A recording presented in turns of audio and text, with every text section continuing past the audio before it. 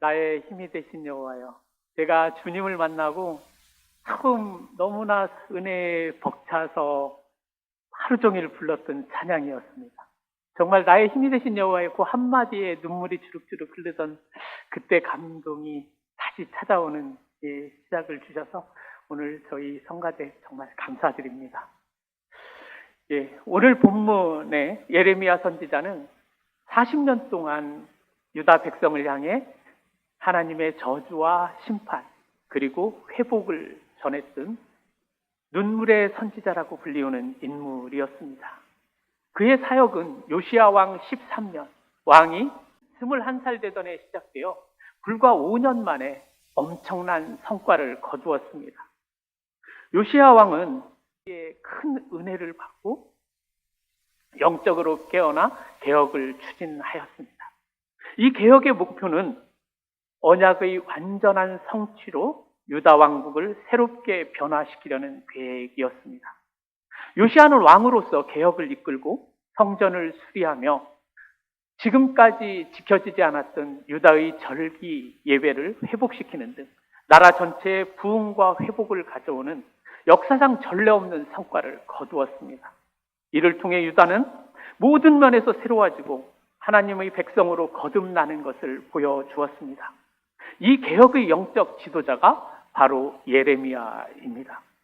그런데 이 놀라운 외적인 부흥과 개혁에도 불구하고 예레미야는 계속해서 하나님의 심판과 저주의 메시지를 전하고 있습니다.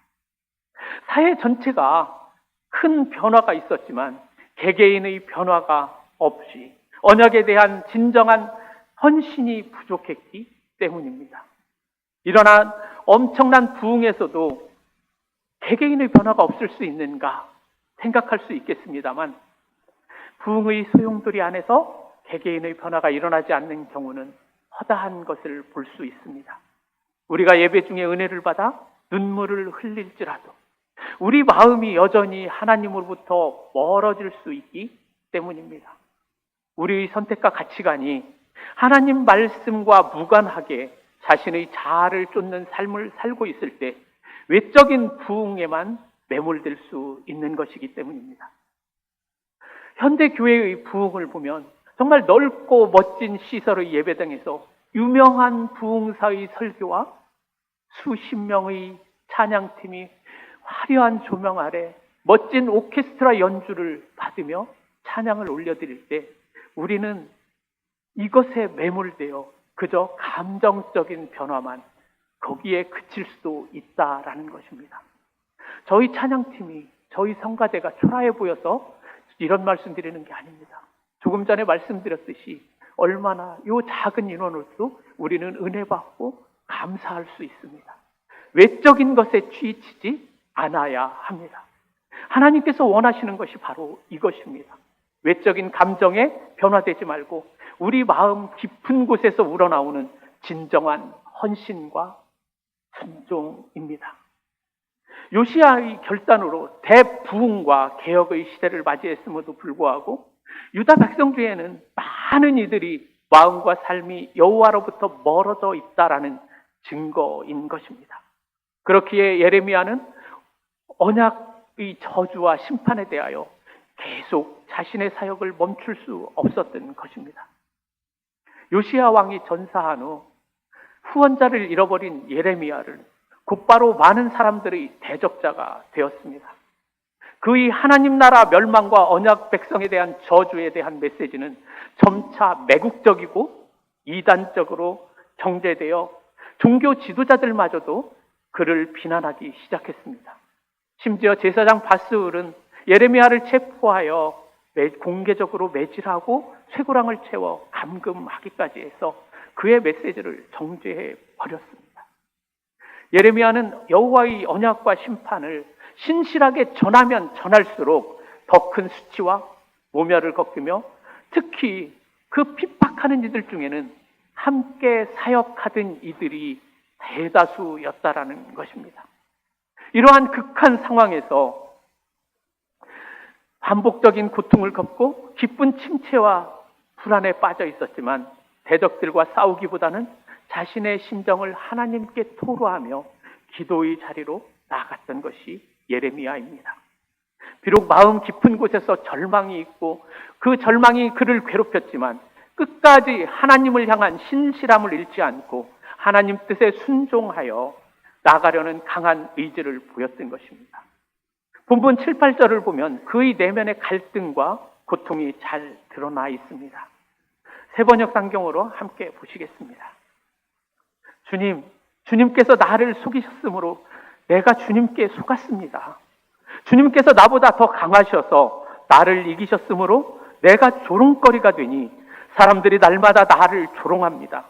내가 입을 열어 말을 할 때마다 폭력을 고발하고 파멸을 외치니 주님 말씀 때문에 나는 날마다 치욕과 모욕거리가 됩니다.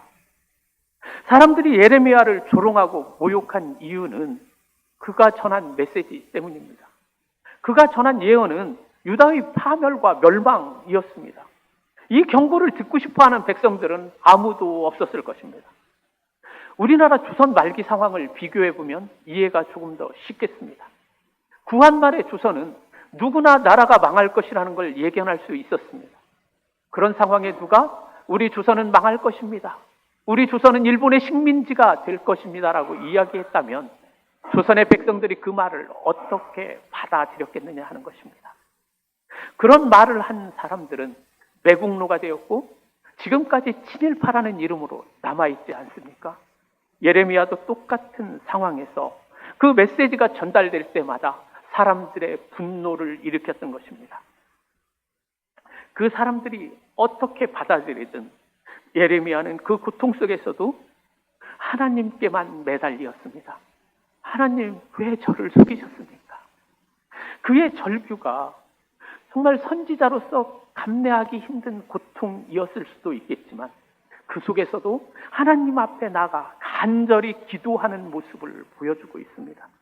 예레미야는 자신의 현실과 고통에서 이 모든 것을 하나님께 맡기며 기도로 내어놓았고 7절에서 보셨듯이 여호와여 라는 부르짖음으로 이 말할 수 있었던 것은 여호와가 기도와 신뢰를 가지고 있었기 때문입니다.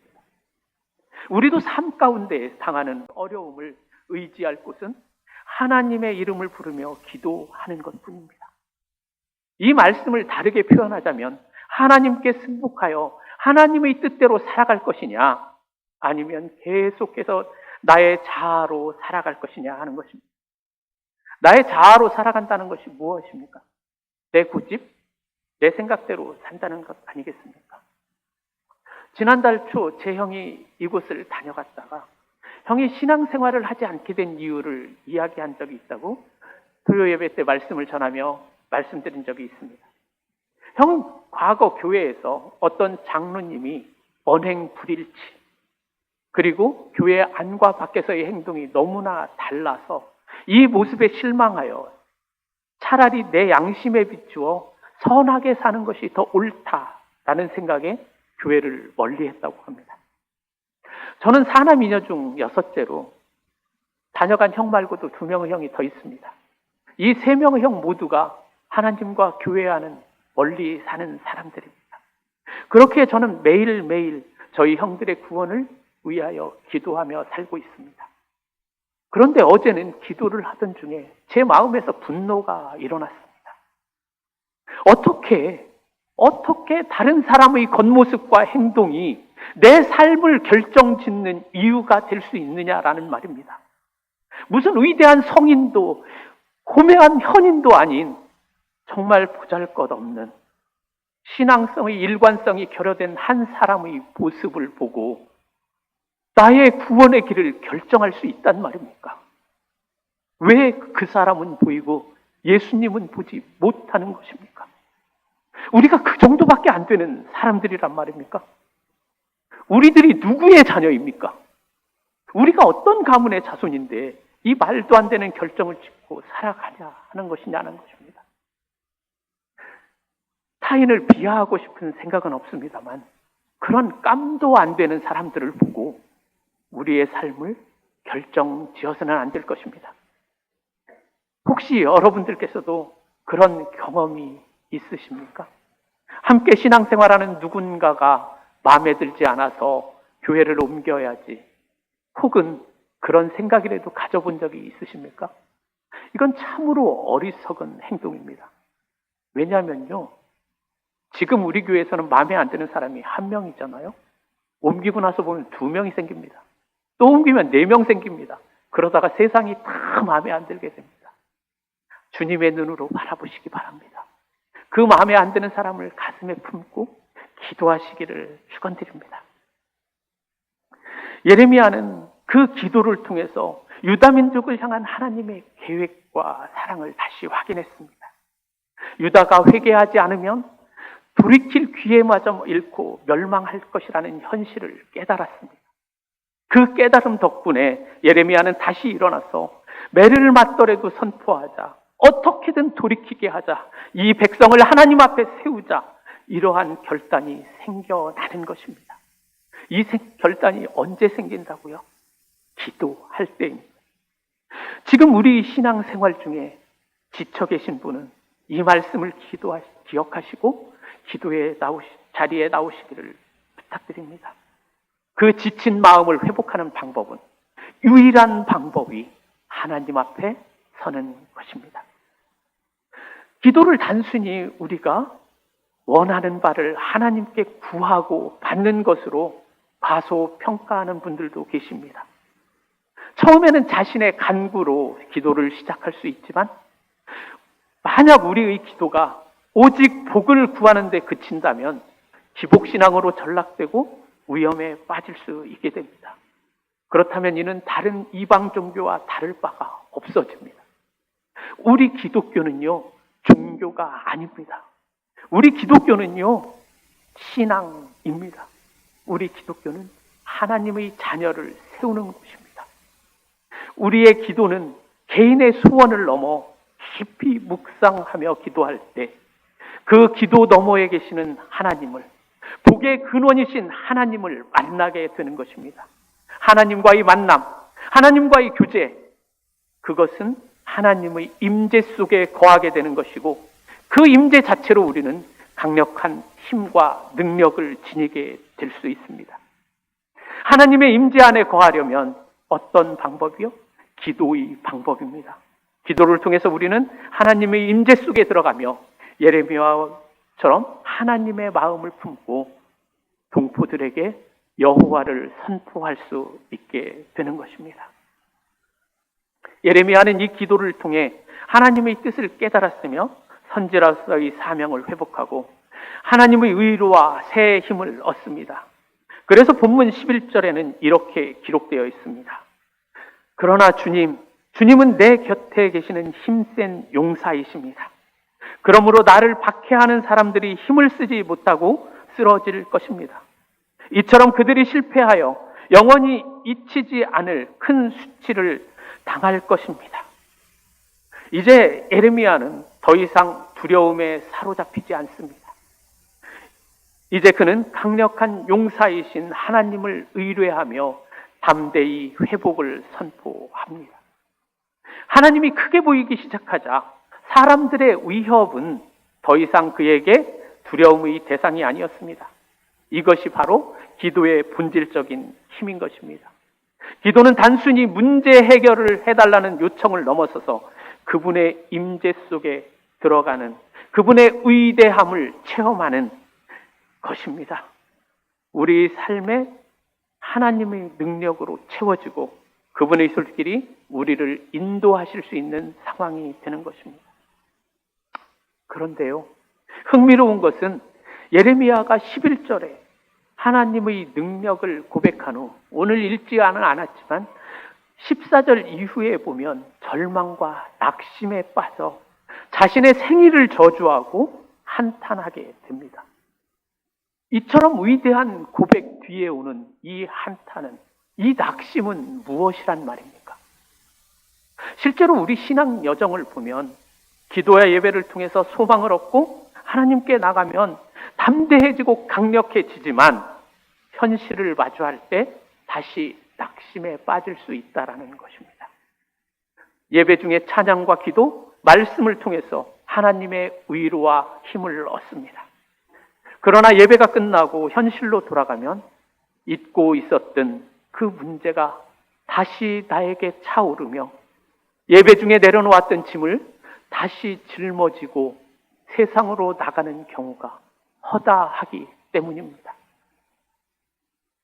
그럼 이렇게 반복되는 우리의 연약함은 어쩌면 마음 아프지만 이 경험을 통해서 하나님의 도우심이 얼마나 중요한지를 깨달아야 하는 것입니다. 예레미야는 하나님의 명령을 따르며 그분의 뜻을 전할 때 백성들로부터 극심한 핍박과 반감을 받았지만 그 고통 속에서 하나님을 의지하며 기도하며 나가야 한다라는 사실, 그것만을 붙잡고 하나님께 기도했습니다. 본문 12절에는 이렇게 기도합니다.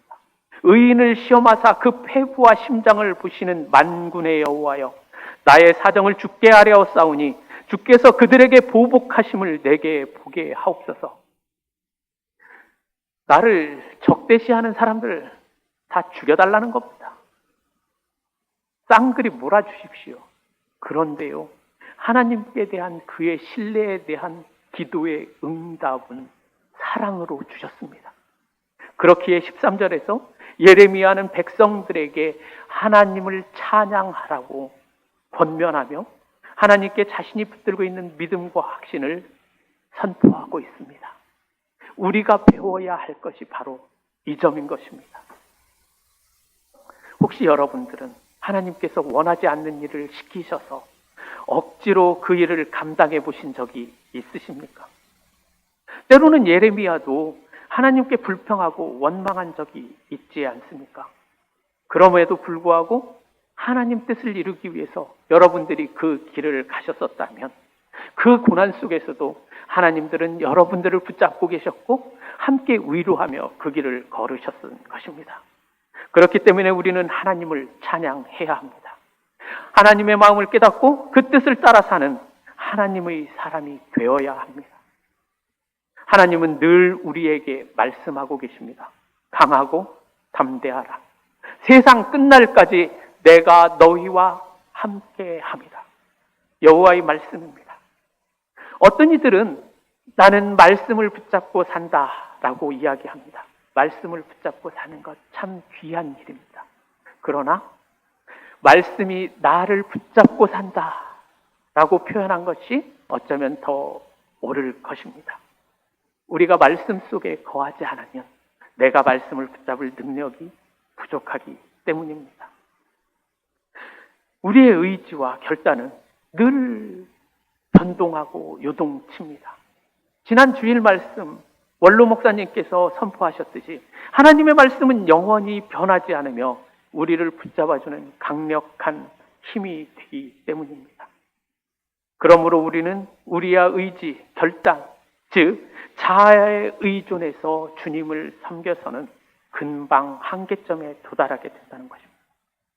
자아에 의존해서 하나님을 섬긴다라는 말이 좀 이상하게 들리시나요? 바로 이런 말들입니다.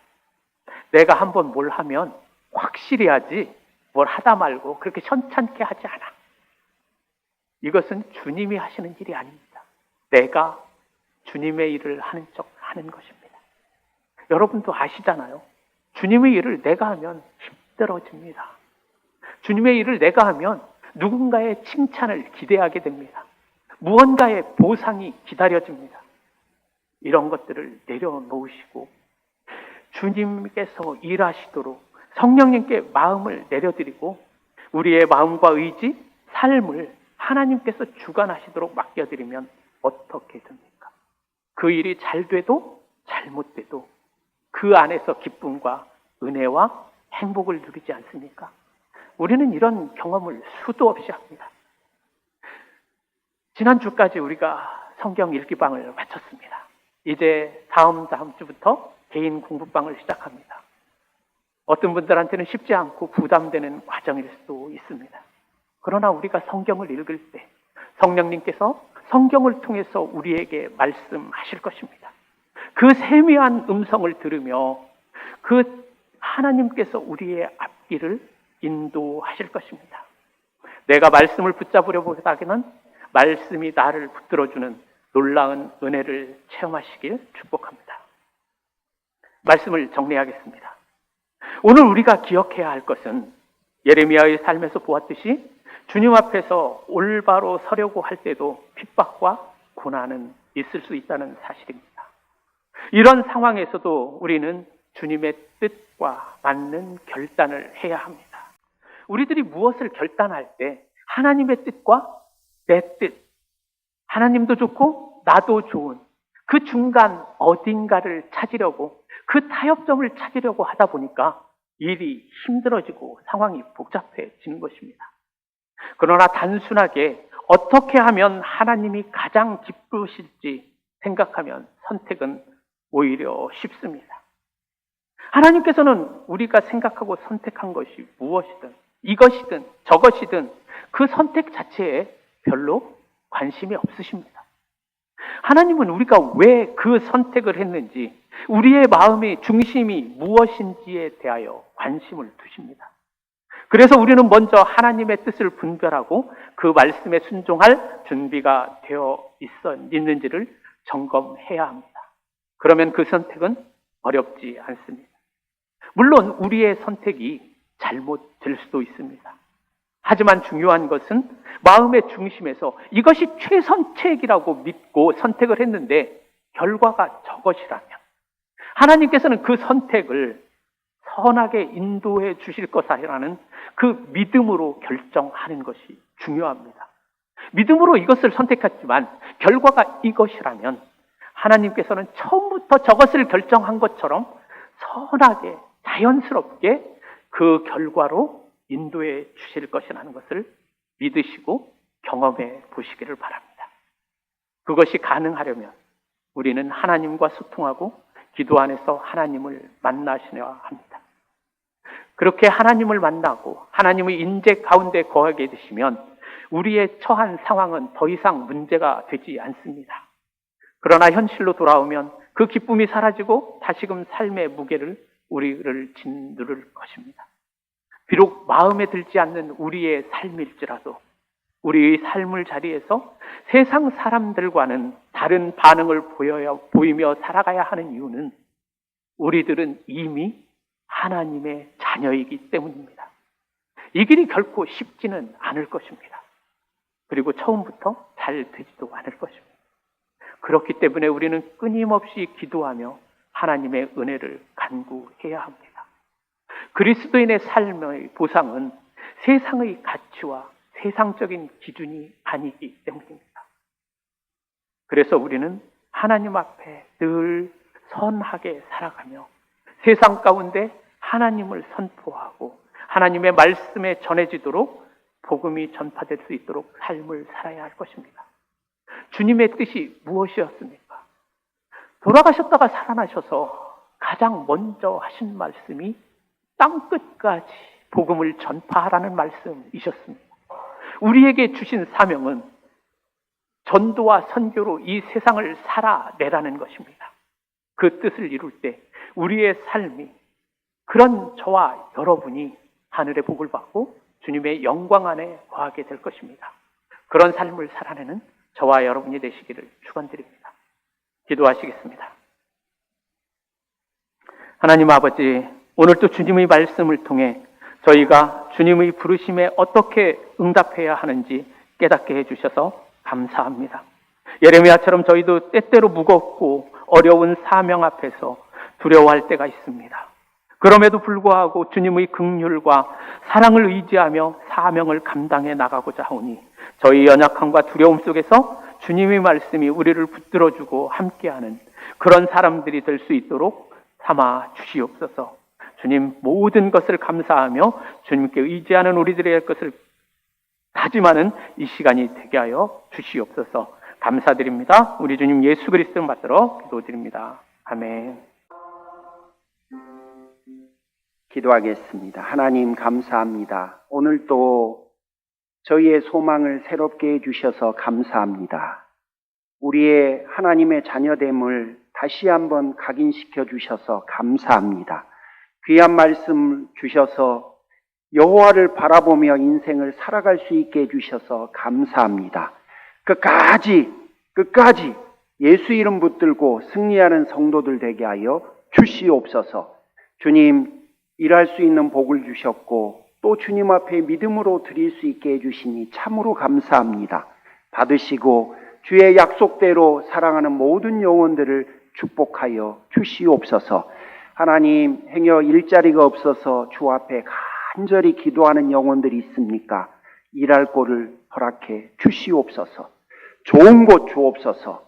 하나님, 경제적으로 어려움 가운데 처한 영혼들이 있습니까? 부요하신 분이 하나님이시고 천지의 모든 것이 하나님의 것이오니 당신의 자녀들에게 당신의 것을 맡겨 주시옵소서. 하나님, 가정들마다 하나님 은혜가 차고 넘치게 하옵시고 몸이 아픈 분들에게 치유의 은총이 함께 하옵시고 마음에 괴로움이 있는 분들에게 회복의 역사가 함께하여 주시옵소서. 하나님, 허집사님 아버님을 다시 한번 올려드립니다. 그 영혼에게 샬롬이, 그 육체의 치유가, 그리고 그와 함께할 따님과 사위에게 하나님의 놀라우신 역사가 함께하여 주옵소서.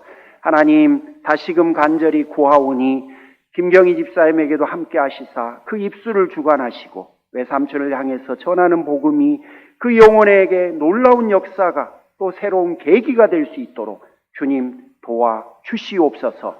한국을 방문할 분들, 또 방문해야 하는 분들, 이런저런 일들 때문에 하나님 앞에 두려움과 설레임과 또 하나님께서 역사해 주시기를 간절히 구하는 모든 것들 가운데 하나님 응답해 주옵소서. 이제는 우리 주 예수 그리스도의 은혜와 하나님 아버지의 역사하심과 또 성령님의 감화감동 내주 충만하심이 여호와만을 바라보며 의지하며 신뢰하며 그렇게 인생을 살기로 결단하는 사랑하는 모든 성도들에게, 그리고 지주인 사님의 목회 여정 가운데 지금부터 영원토록 함께 하시기를 간절히 축원하옵나이다. 아멘.